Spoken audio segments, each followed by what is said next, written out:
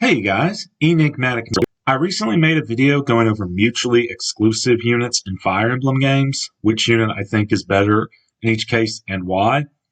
One thing the comments pointed out was in addition to the units themselves, it might be worth taking into factor the route splits, like which maps are easier in addition to the character. So I thought I'd go over that in this video.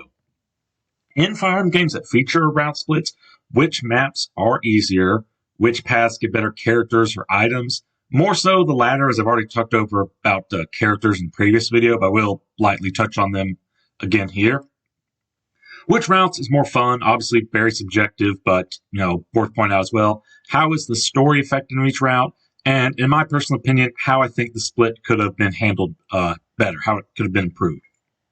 By the way, let's just get on with the list, starting with the first route split. Pretty minor, it's just a single map, but there's Fire Emblem Gaiden and its remake, Echoes, Shadows of Valentia, where you have the Northern Desert battle where you fight Dean and his troops, or you can go to the Southern Desert battle where you fight Sonya and a bunch of witches.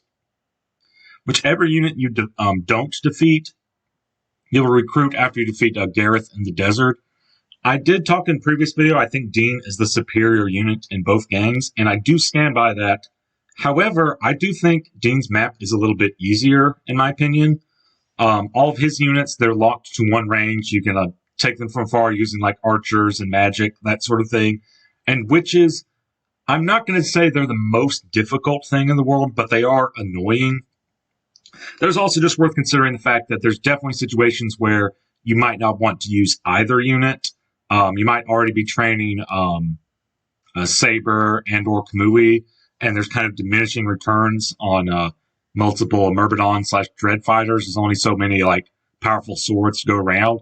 And even just beyond that, there's just kind of unit feel. A lot of people have like to have a diverse team of units. So you might be thinking, well, I already have using Mei and Bowie as magic users. I'm already using Kamui and or Saber as Myrmidon. I don't think need either one of these members. If you're just going to have them like sit on the bench anyway, you're probably off just fighting Dean.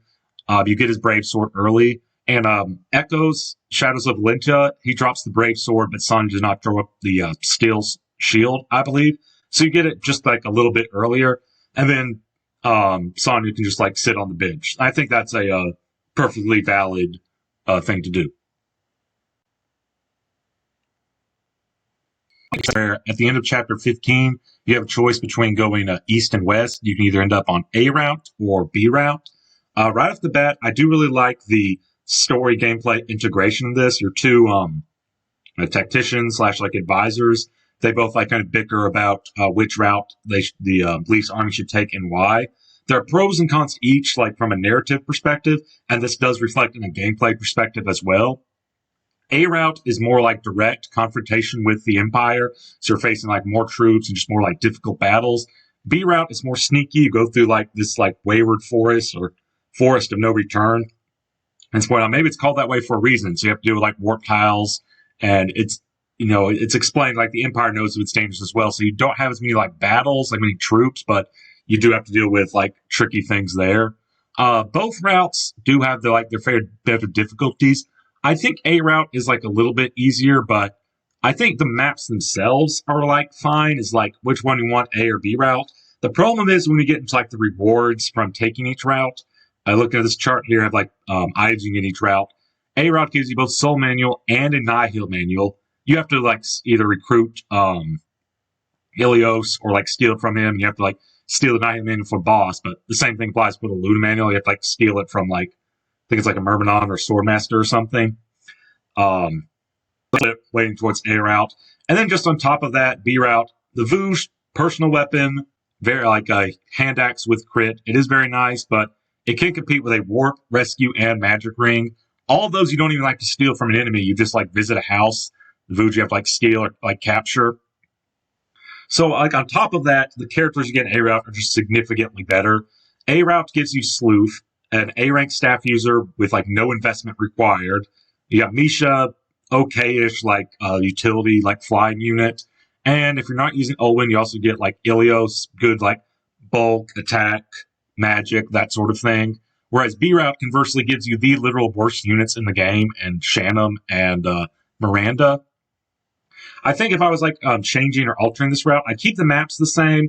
I would just try to balance it in terms of like units and items. Like you take that warp staff you get an A route and move it over to B route, so you have a choice between an A rank staff user or just another warp staff.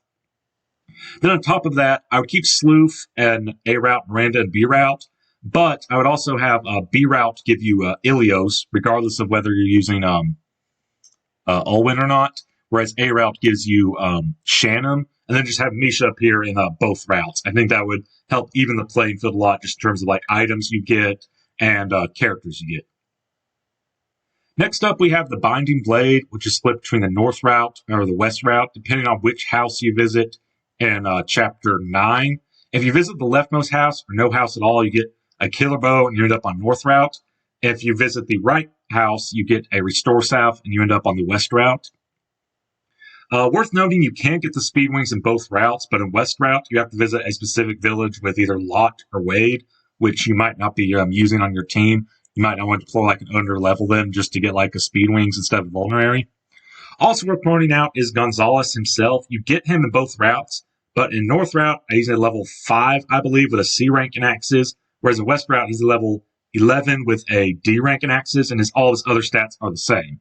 So if you're just using him short term, like you're going to insta promote him with a hero crest, use him for a bit, you're probably off going better with West route, at least in terms of like Gonzalez himself. But if you plan on investing into him, in addition to the fact he has more levels to grow, even if you're not waiting until level 20 to promote him, he'll gain EXP more quickly, being like a lower level unit, and the higher X rank means you're better off North route. Also worth noting, in North route, you get Echidna, and West route, you get Bartre. Bartre has better strength, defense, HP, and uses a bow, and Echidna has better speed and skill and uses a sword. Pros and cons of each. I think this is a pretty even route split. I can see the argument for either one. Personally, I like North route better. Main reason just because both of these routes have a very difficult chapter. The one where you have to like recruit Klein and Thea, that sort of thing. And North route, that's the second chapter. You get an extra chapter to prepare, and more importantly, you get the dancer for that chapter that's difficult. Whereas West route, you're thrown right into that difficult chapter, and you don't even have like a dancer. But that's a pretty minor thing. I can definitely see people like preferring the West route, especially if they like Bartra or if they just want to use Gonzalez like short term. So pretty even here. The other big route split in Binding Blade is Ilia versus Sacae. I don't like how this one is handled as opposed to the previous one. Previous one's pretty easy. Just pick a house, which sure on your first playthrough you might not be aware of route split, but in subsequent playthroughs, it's pretty easy to go to like the one you want, whichever route you want. This one is determined by the levels of your Nomads and your Pegasus Knights. If your Nomads, those being Sin and Sue, have gained more experience than your Pegasus Knights, those being Thea and Shanna, you go to the Sacae route. If the Pegasus Knights have gained equal to or greater experience than your Nomads, you go to the Ilia route. And this affects chapters 17 through 20 or 20X if you go for the Gaiden chapter. I really think this one at the end of like chapter 16 or 16X, there should have been like a text box. There's which route you want to go to, especially because you have two minor antagonists being like Arcardo and Rorts, which both you end up finding both of them in both routes. They could have just had like them split up to different locations, and then Yoder like could talk to Roar or someone, say, "We'll go one way, you go the other way. Which way do you want to go?" And it'd be pretty easy to do. That aside, looking at the routes themselves, you get a few more stat boosters in like Ilia. The Night Crest appears in a Fog of War chapter that you have to steal, so might not always be guaranteed you get that. The big thing for me is I think Ilia is a easier route and the route I prefer going to. First and foremost, Sacae has 2 Fog of War maps as opposed to Ilia's 1, which right off the bat, for me, that would be, okay, Ilia's the better route then. But even just beyond that, Sacae has 2 maps with like annoying zone-based reinforcements. One is like as soon as you enter in like the inner circle where you seize, the light starts springing up. The other one is like you have to the seize point is randomized, and if you seize the wrong one, you should get more reinforcements. And subsequent playthroughs is pretty easy to deal with. You just have Roy like seize first before your other units move, take action. Then when they spawn, you can like defeat them before they like have their Choice of Bad Binding Blade ambush mons, but it's still annoying. There's also just the fact that in one of the maps in Sacae, you face a Sword Master, which they already have high speed, high skill, So it's really good to avoid on a throne. It's like pretty much none of your units are going to be able to double kill. He's just really annoying to face. And yeah, you can fight him from like in 2 range where you can only do like a fixed 10 damage with like a magic or bow, but you're still going to be facing like terrible hit rates regardless. I can see the argument some people for Sacae. You face a lot of nomads there, which while they have greater speed and skill in comparison to the Pegasus Knights, they also have like less strength and defense. So that is something. I just think like the nomads are just more annoying to face. They're so difficult. Their high speed makes them like dodgy and like difficult to double, but people for Sacae, I can see the reason why. There's also, of course, the unit you get at the end, Juno and Dillian. Dillian is the better combat unit all around. I prefer Juno just because of Chapter 21. She can help ferry some units across the mountains, but that's a very personal preference. I think like 9 out of 10 players would prefer Dillian over Juno, so I can see the reason why people go Sacae. I just usually go Ilia. Defense for Fanged offense. If the combined levels of Lynn, Eliwood, and Hector, your lords, are 50 or greater, you go to the Linus version of the map. If they are lower than 50, you go to the Lloyd version of the map. Whichever brother you don't face will be the boss in Cog of Destiny, with Lloyd having better like speed and skill, and Linus having slightly better strength and defense. Items you get are pretty much the same in both routes. There's like a shop, droppable items. They're pretty much the same. Chapter is a Fog of War chapter, which, if you recall, as I mentioned, like Sacae versus Ilia, I'm not a big fan of those. Even though there is a like pretty easy, like I think it's like 2 or 3 turn clear you can do, and for Lloyd's version, which is it's a lot quicker than you can finish like Linus's version. I still prefer Linus's version just because it's an open field. It's not a Fog of War. The best thing to say about map is, hey, you can get out of there quickly. You can avoid having to play it. It's like, I'd rather play a map that's just at least like okay-ish to play. It's like, I'm not like, oh, I got to get out of here like ASAP. There's also just the fact in Linus's version, you get Geets or Geiz, who's a much better unit than Wallace. I do like this idea of you getting like rewarded for using your Lord units to get like this map. It's not a Fog of War and you get a better unit. I like that. I think the issue comes up when you're playing on hard mode, where EXP gain is so reduced that you're pretty much like never going to go to Linus's route there. There's also just the fact that you have to requires heavy investment in Eliwood and Lynn, two very like mediocre units. And if you're investing in both of them, that just makes it more difficult when you get your first Heaven Seal, like which one do you promote, which one has to wait like even longer, then you can't like sell one to get more gold. I think I would have kept this route split more or less the same, but in hard mode, I would have like lowered the requirement to the combined levels have to be 30 as opposed to 50, just to make it a bit easier if you want to get Geets and take his route. Other big route split in Blazing Blade has the chapter Pale Flower of Darkness. It's determined on the combined EXP of your Hero Crest users and your Gaiden Ring users, excluding Canas. Presumably because Canas is like comes from a Gaiden chapter, and also they want to make it even with 4 and 4.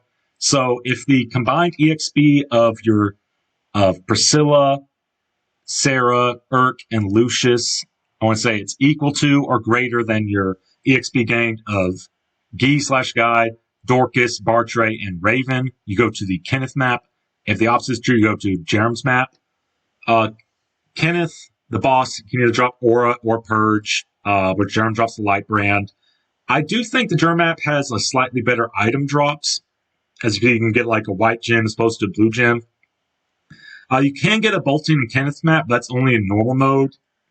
In hard mode, you just get like a Thunder.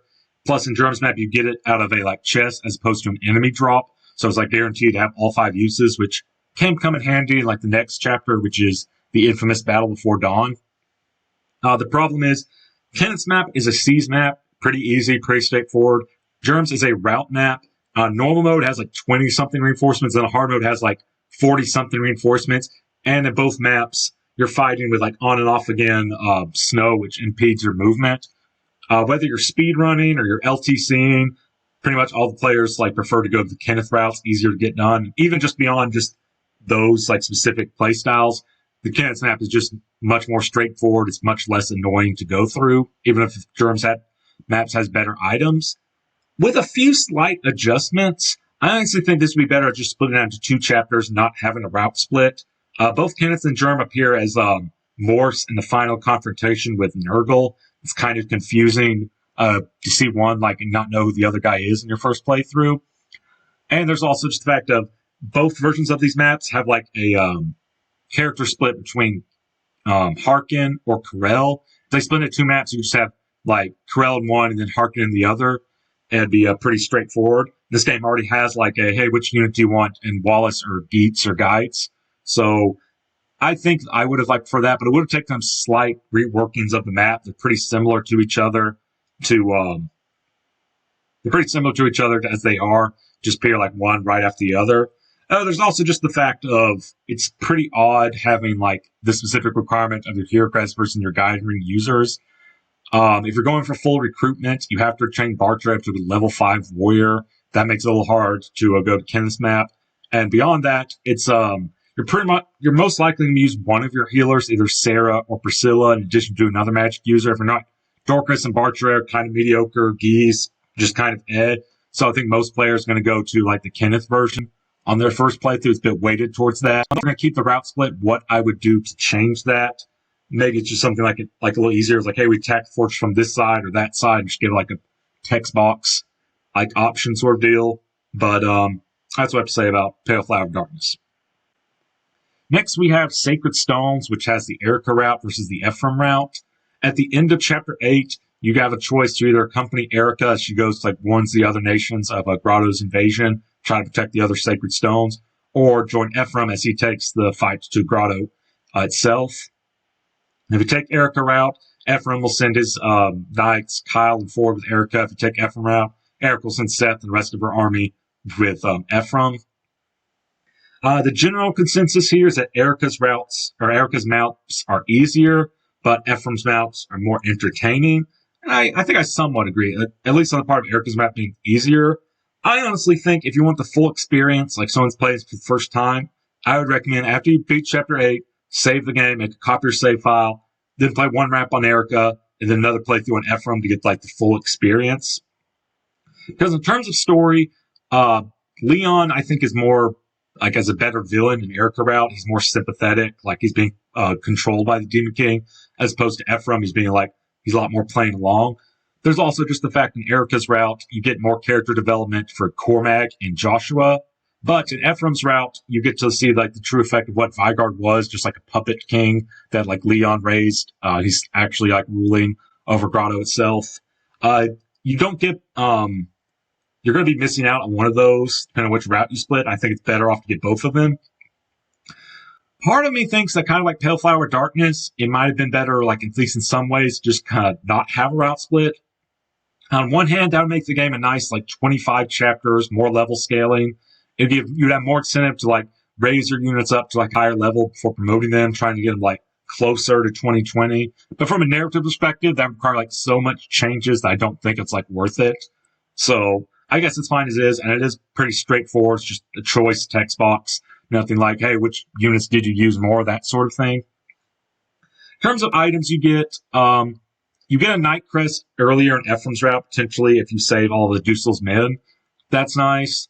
Erica's route, you get Energy Angelic Robe, but I think the big thing is, while each route doesn't have any exclusive characters, you get them at different times. And while Cormac joining 3 chapters earlier in Ephraim route and Dusel joining a whole 5 chapters earlier is good, I don't think that can compare with Tethys, a dancer, twice the set action, and Garrick joining 3 chapters earlier. Inez joining 5 chapters earlier, Slay joining 3 chapters earlier. Tana joins in both routes in Chapter 9, but in Erica's route, she's in battle preparations. You can equip her, have her contribute right from the get-go, whereas Ephraim, she's locked in a cell, no equipment. By the time you rescue her, the map's over. Renek, likewise, he is recruited in Chapter 14 in both routes, but he's significantly easier to recruit in Erica route as opposed to Ephraim route. I didn't even bother including Marissa in this, despite the fact that she joins 2 chapters earlier in Erica route, just because she's so pathetic, it doesn't really matter. So I do definitely think Erica's route is better or easier overall, just because of both of the maps and of the characters you get. But Ephraim route, I do enjoy it as well. Like I said, this is one of those routes where I don't like actively prefer one or the other. I like doing both routes, and it's kind of which route I didn't play through last time. That's usually the route I go. Next, we have Fire Emblem Fates, split into its three versions: Birthright, Conquest, and Revelation, where the decision for which route you take is determined from the moment you buy the game. At the end of Chapter 5, you either get a choice to side with Hoshido or not pick a side, but unless you got the special edition cartridge, it has like all the routes in one cartridge, you have to like pay for a DLC for the other paths. I talked about this briefly in another video of mine, but I think what they should have done was just not have Revelation, just have the choice be Birthright and Conquest. Because, yeah, there are a few characters that, die in Revelation. There's Scarlet and Izana, but overall it's considered like the golden route. And from like a narrative and storyline perspective, or narrative and like character perspective, it really makes the other two routes obsolete. As opposed to they just had Birthright and Conquest, I feel like your choice would matter a lot more. And one thing I think they could have done, which doesn't really matter now because the 3DS eShop is dead, but when the game first came out, they could have had like a demo for the first 5 chapters. And then after that, that's where the demo ends. You can maybe like transfer over your save data once you bought in a version. It's like, okay, fine, I get it. You might be able to argue that Birthright and Conquest, on each of their own merit, has enough to like, if they combine them both, they'd have to like raise the price. So, okay, fine. You're not having to buy 2 games outright. Once you buy a path, it's only like half the cost of an actual game. So, okay, fine. But you still have to deal with people. It's like they might have started one playthrough and then realized, hey, I align a lot more with Hoshido than I do with Nor, but I bought the Conquest version. Birthright versions, hey, I really like the Conquest siblings better, that sort of thing. I think this would have been a good way to handle it, to give players like a taste of which side offers what.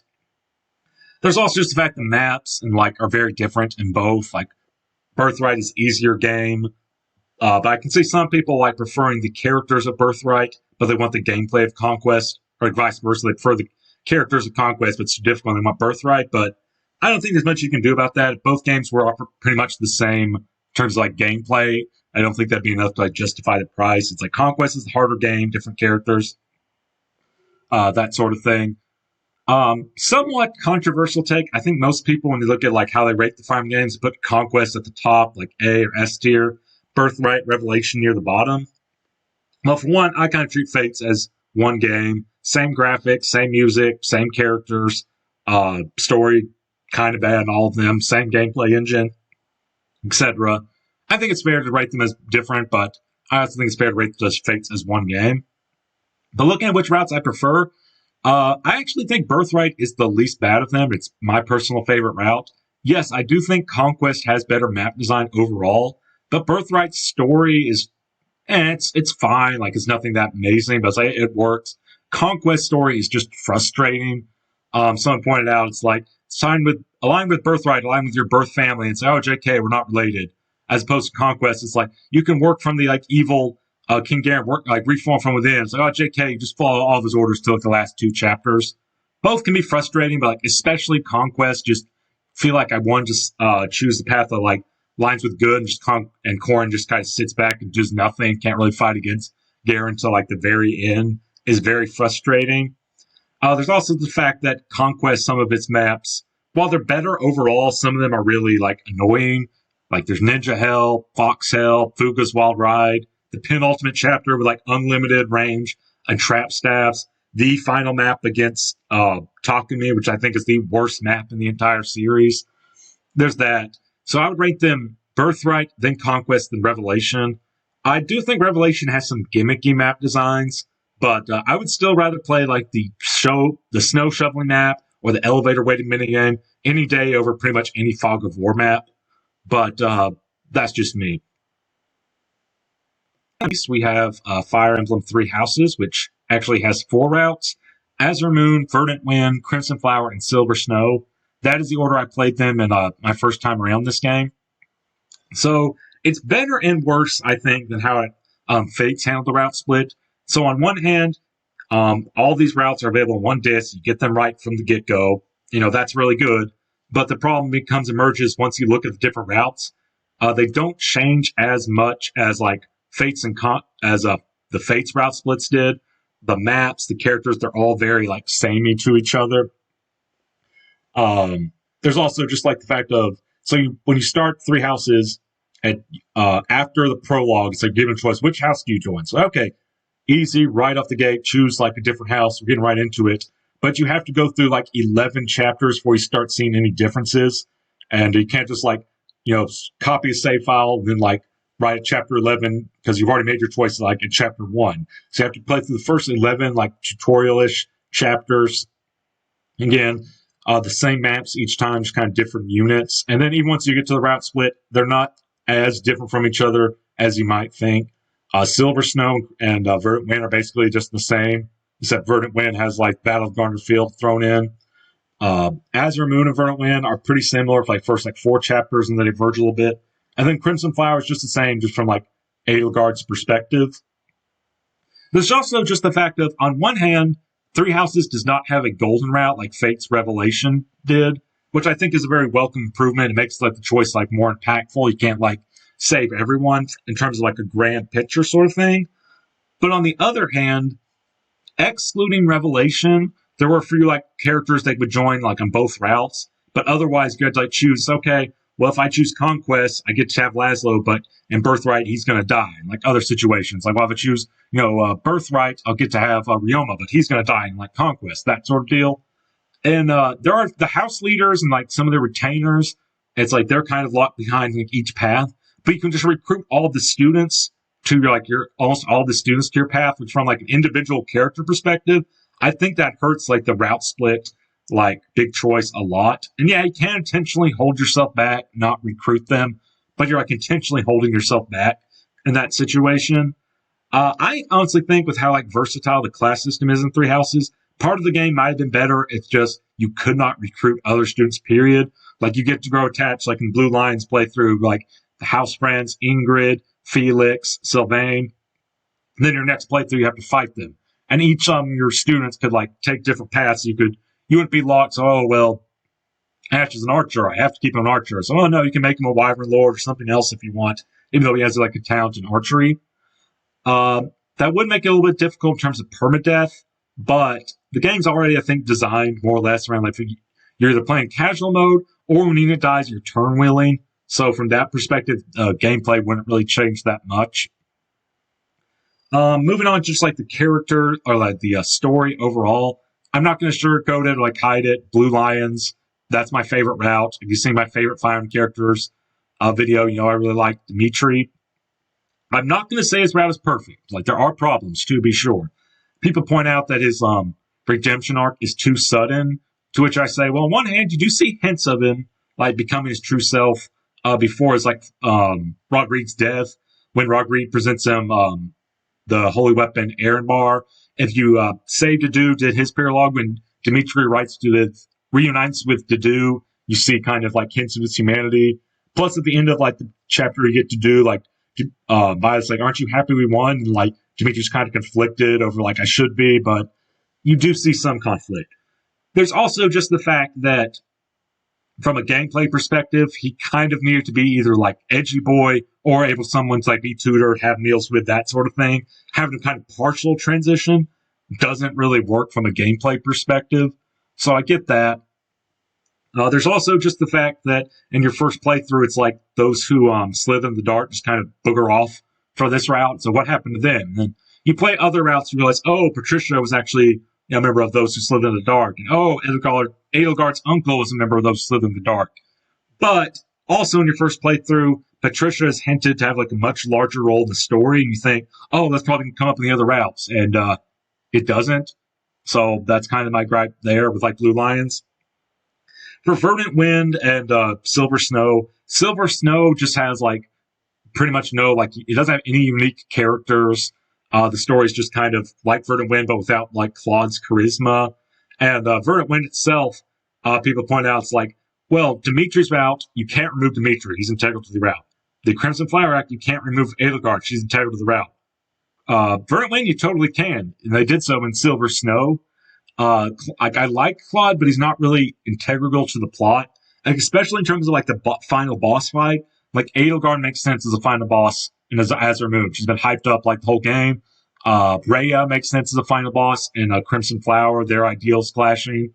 Nemesis, while the battle is cool, God-breaking shattering star is amazing, all that sort of thing, it is very random. Like someone pointed out, well, you have to kind of you have to like overcome the past before you move on to the future. Well, yeah, I guess, but some of the others I pointed out, like they could have had like a final boss be like Almiran or something like that, deal more with like Claude's Almiran heritage, but they don't go that route. Kind of disappointing. Then Crimson Flowers routes, like very rushed, very few like CGI scenes, fewest chapters advocating up the routes. And I think like those who slither in the dark, they just get mentions like a footnote at the end, like, and then Rhea like defeated those who slither in the dark. Like, I get why Rhea was the final boss, but they could have done something like just before you face her, like those who slither in the dark kind of try to backstab the team. Say, okay, we're almost done here. We don't need you anymore. We know you're going to try to backstab us once it's over. We just got the head start on that. So you managed to defeat them in gameplay, see them get defeated as opposed to just kind of like a mention and like the character epilogue, that sort of thing. On route splits in Fire Emblem games, questions, comments, please leave them below. As always, thank you so much for watching. This is Enigmatic Mr. L signing out.